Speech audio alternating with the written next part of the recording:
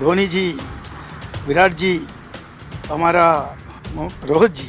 বিশাল মন্তব্য করে বসলেন সঞ্জু স্যামসনের বাবা।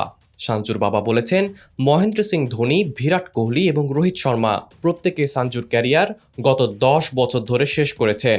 এটা বাস্তব যে সঞ্জু সেই অর্থে সাপোর্ট দেওয়া হয়নি। ম্যাচ খেলেছেন, আবার বাইরে বসেছেন। এটা অনেক দিন ধরে চলছে। অবশ্য তার performance up to the mark ছিল না। আবার তার জন্য এটাও দেখতে হবে সঞ্জুর জায়গায় কে খেলছে। বিগত কিছু বছর তার জায়গায় ঋষভ খেলেছে অনেক ক্ষেত্রে। ঋষভ সাইড হতে ঈশান কিষান খেলেছে অনেক ক্ষেত্রে। জিতেশ কিছু ম্যাচ খেলেছে। আপনি এটা কখনোই বলতে পারবেন না বাকিরা সঞ্জুর থেকে খারাপ ক্রিকেটার।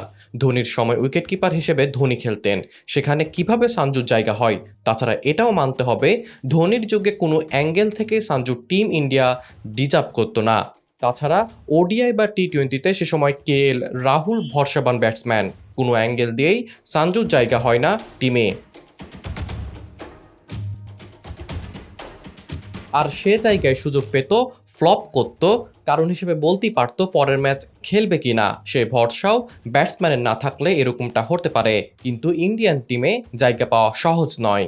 তবে আমার ব্যক্তিগতভাবে ওপেনিং পজিশনে ঈশান কিষান অনেক প্রিয়।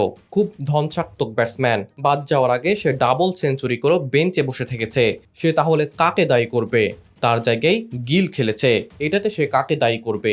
এই মুহূর্তে সঞ্জু আন্তর্জাতিক ক্রিকেটের জন্য তৈরি, তাই তিনি জায়গা পেয়েছেন, এটাই মানতে হবে। তবে পারফর্ম না করলে ঈশানের মতো প্লেয়াররা আছে খেলার জন্য।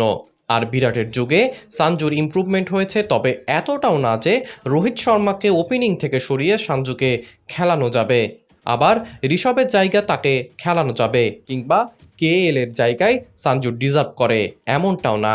তাই এই মন্তব্য একদমই অবান্তর বলে আমার মনে হয়েছে। আপনার কি মনে হয়? কমেন্টে জানান। মনোরঞ্জন রিফাত, বিডি আর্কাইভ।